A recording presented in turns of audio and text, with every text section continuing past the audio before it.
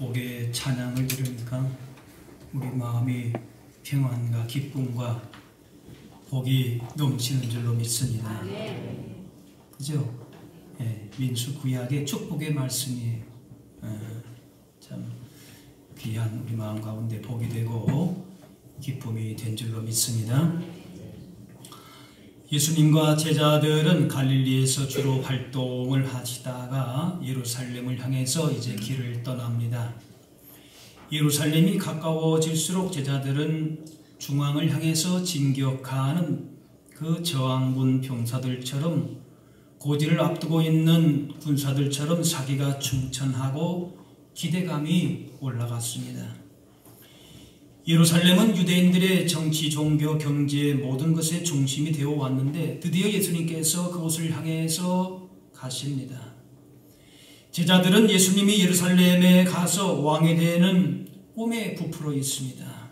그동안 예수님이 보여주신 그런 능력이라면 거뜬히 예루살렘에 진격을 해서 승리하리라 그렇게 기대했습니다.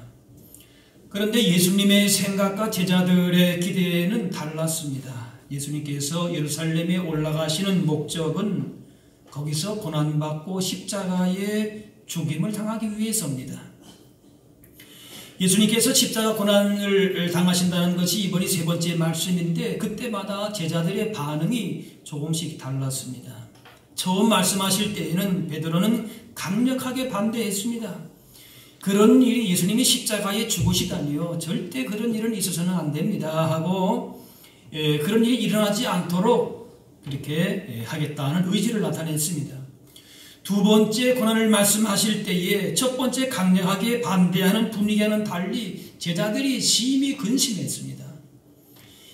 자신들이 꿈꾸는 메시아 왕국이 실현되지 못할 것이라고 하는 그런 생각 때문에 근심이 되었습니다. 이러다가 우리가 3년 반 세월 그냥 호송세월 하는 거 아닌가 그런 생각을 가졌습니다. 자, 그런데 세 번째 말씀하신 후에는 제자들이 반대도 안 하고 근심도 하지 않고 오늘 말씀 보니까 오히려 이제 가서는 승리를 따는 당상이고 예루살렘을 정복해서 자기들이 이제 높은 자리를 차지할 것이다. 기대로 바뀌었습니다. 처음에는 근심, 걱정, 반대 이런 것이었지만 이제는 가서 이제는 한자리 하겠다. 그런 생각으로 바뀌었습니다. 예수님은 예루살렘에 올라가게 되면은 고난당하고 죽게 될 것이라 십자가 지는 것이 이것은 죽음의 길이고 고난의 길이고 그러나 그 고난을 통하여서 부활을 말씀하셨습니다. 그런데 제자들은 높은 자리에 차지하겠다고 그렇게 싸우고 있습니다.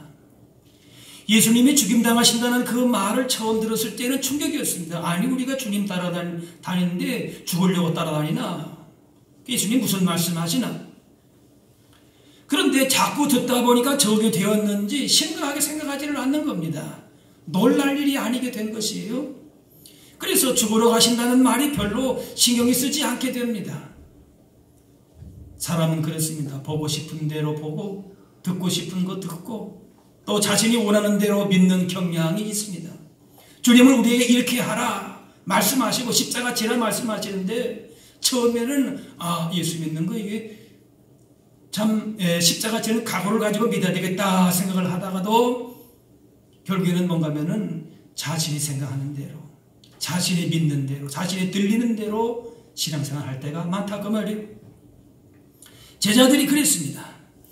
예수님께서 예루살렘에 가셔서 죽음을 당하시는다고 하는 사실을 믿고 싶지 않은 겁니다. 듣기는 많이 들었어요. 그런데 따라다녀 보니까 예수님이 그럴 것 같지도 않습니다. 물 위를 걷기도 하시고 바람과 파도를 잔잔케도 하시고 귀신도 쫓아내시고 죽은 사람도 살리셨어요. 그러니까 예수님이 죽임당한다 십자가 지신다 그건 말이 안 되는 거다. 말씀은 하셔도 예수님이 공연히 저러시나?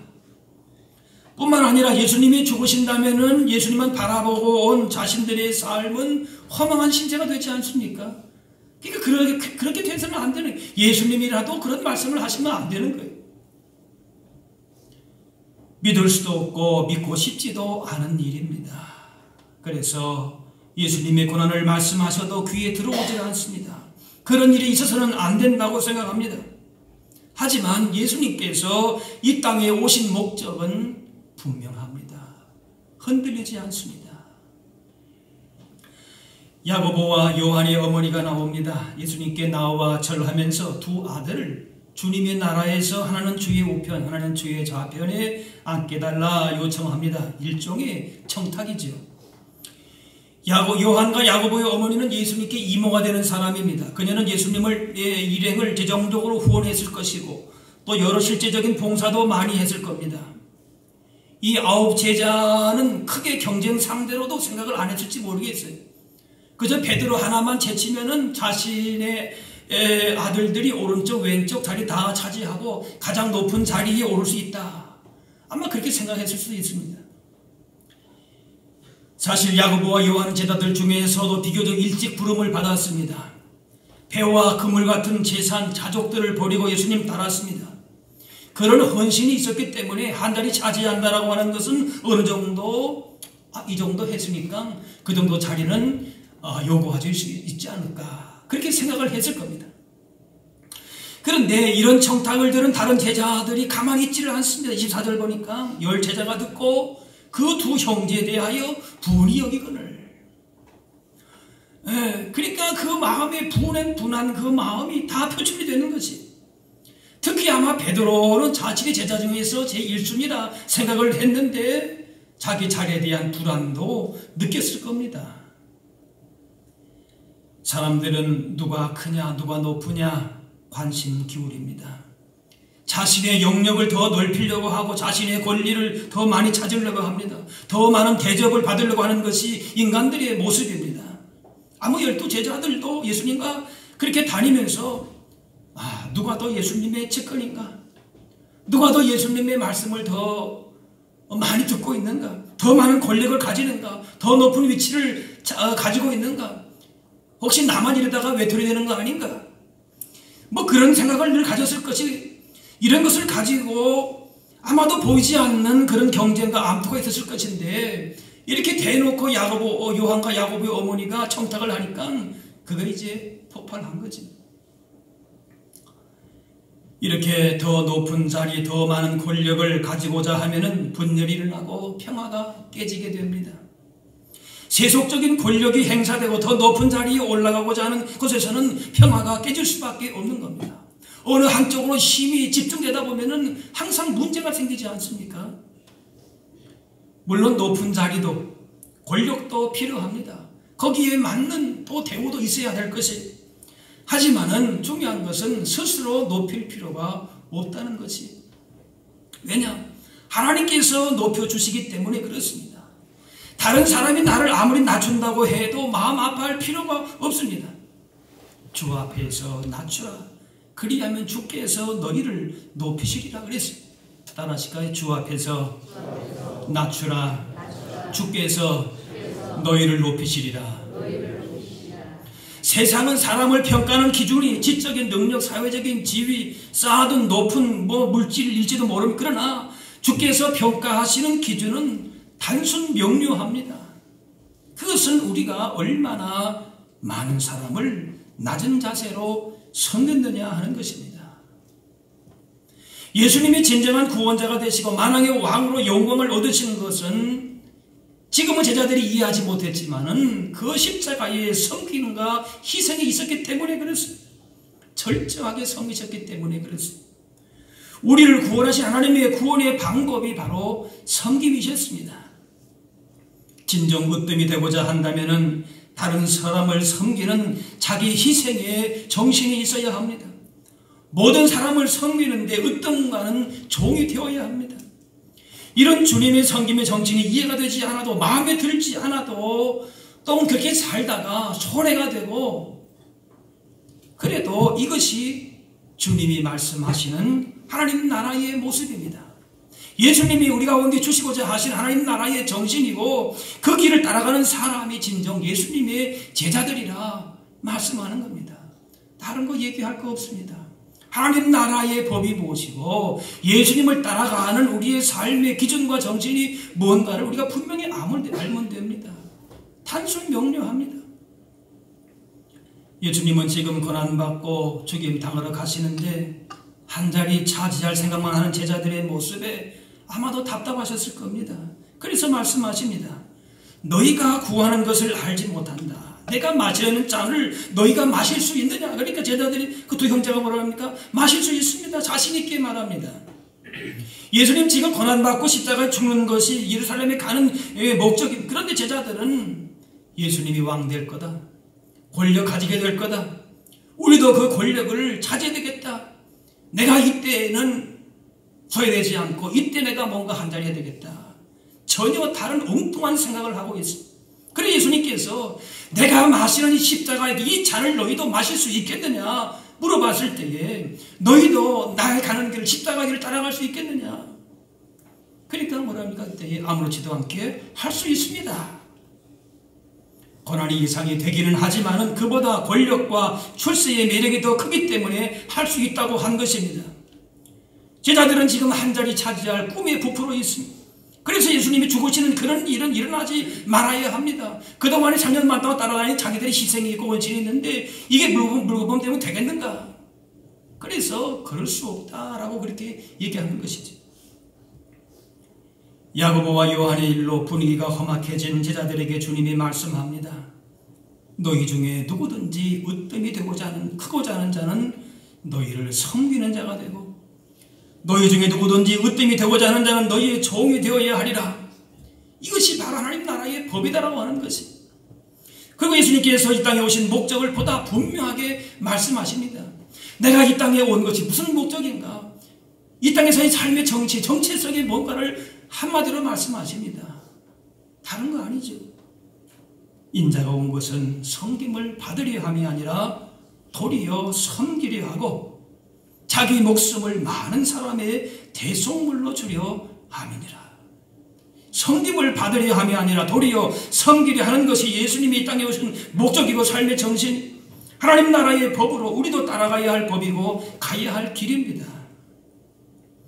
낮아지고 섬기는 곳에서 하나님의 위대한 역사가 일어납니다. 예수님은 고난과 죽음을 당하셨지만 거기서 우리가 용서받고 하나님의 자녀가 되는 길이 열렸습니다. 내가 나서서 내 뜻이 이루어지고 내가 높아지는 곳에서 하나님이 하실 수 있는 일은 없습니다. 야고보와 요한이 하나는 우편에 하나는 좌편에 앉는 일이 만약에 일어났다면 십자가의 구원은 그 놀라운 하나님의 구원의 역사는 이루어지지 못했을 것입니다. 절저하게 자신을 내려놓으시고 섬김과 순종으로 인류 구원을 이루셨습니다. 자신의 권력, 자신의 권리를 내려놓는 자기의 부정으로 겸손하게 순종하셔서 이루신 일들입니다. 놀라운 힘을 가지셨지만 그 가진 권력으로 다른 사람을 지배하고 억압하는 데에 사용하지 않으셨습니다. 모든 것 내려놓으시고 순종하고 섬김으로 하나님께서 다시 높이셔서 하늘 보좌에 앉게 하셨습니다. 하나님의 나라와 세상 나라는 전혀 다릅니다. 세상은 권력을 가진 사람이 큰 자이지만은 하나님 나라에서는 따라합시다. 섬기는 사람이 큰 사람입니다. 종이 되고 자기를 낮추는 사람이 높은 사람입니다. 세상과는 반대입니다. 역사에 많은 지도자, 위인, 유능한 인물들이 있는데 백성을 위하고 나라를 위하고 또 정의를 위하고 진리를 위한다고 하지만 대다수의 사람들은 자신의 영광이요, 자신의 명예요, 자신의 주머니를 채우는 일들이 더 많았습니다. 위대한 인물이라고 하는 나폴레옹이나 알렉산더 대왕이나 시저나 징기스칸 이들은 자기의 영광을 위해서 전쟁을 일으켰고 국가가 자기를 목적을 이루어 주기를 바랬습니다. 진리를 말하고 구원을 말하고 하나님의 영광을 말했지만 정말로 그것이 하나님의 영광을 위한 것인지 자신의 영광을 위한 것인지 애매모호할 때가 있습니다.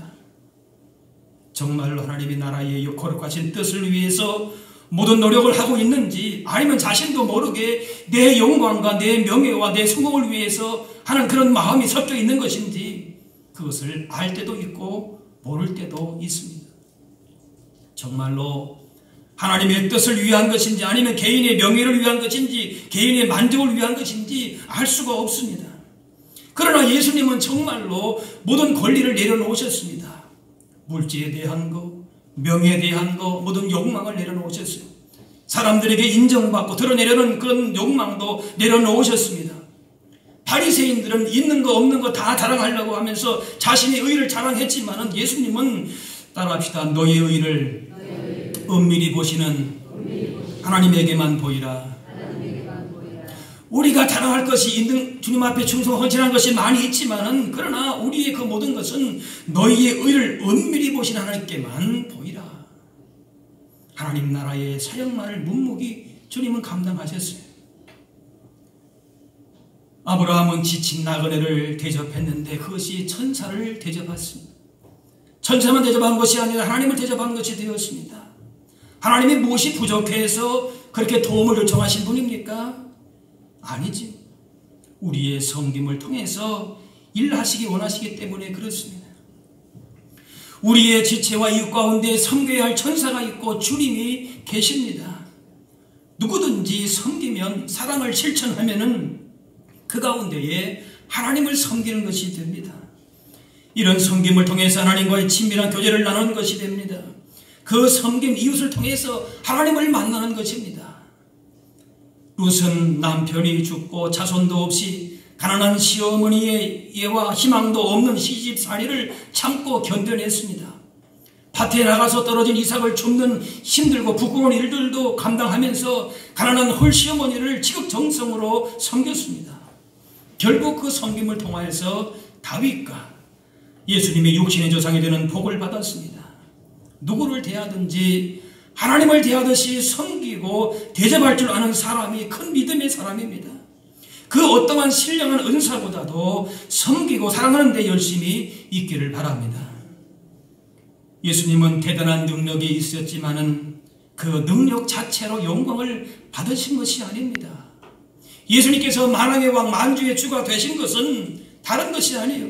철저하게 낮아지시는 섬김을 통해서 진정한 강한 자의 능력을 보여주셨습니다. 섬김을 받는 자가 강한 자가 아니라 섬기는 자가 강한 자예요. 섬김을 받는 자가 주인이 아니라 섬기는 자가 주인인 것이지. 주는 것이 받는 것보다 복이 있다 하셨습니다. 섬김을 받는 것보다 섬기는 것이 복됩니다. 우리의 믿음을 입술로만 말하지 말아야 합니다. 예수님의 섬김의 정신을 그대로 실천해서 우리의 도움과 사랑과 기도가 필요한 사람들에게 보다 적극적으로 다가가서 섬기며 살아갈 수 있어야 합니다. 우리는 하나님 나라에 속한 자들입니다.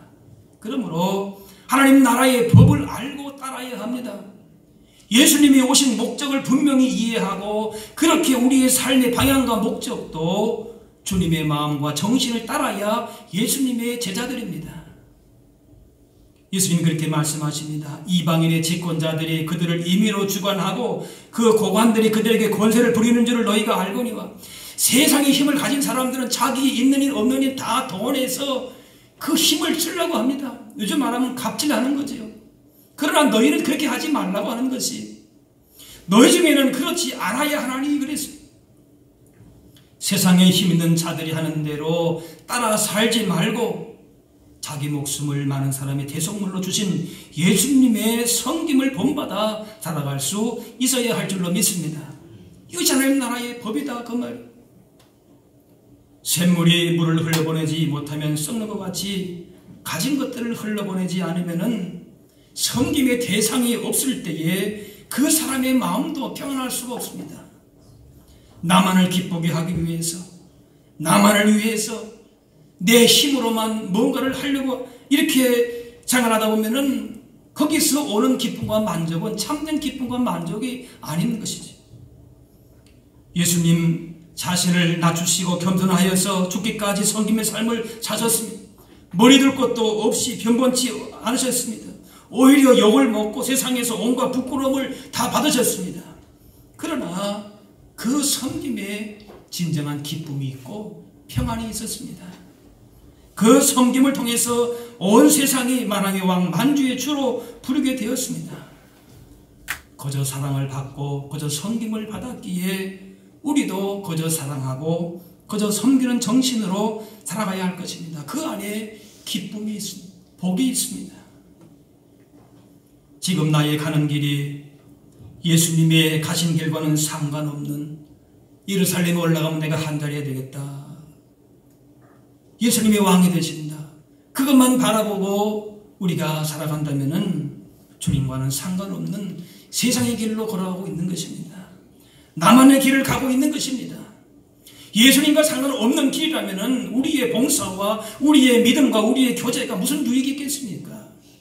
주님이 이 땅에 오신 목적이 무엇이고 예수 믿는 삶의 정체성과 정신이 무엇인가를 알지 못하고 믿는다면 우리가 믿어야 될 이유도 없는 것이지요.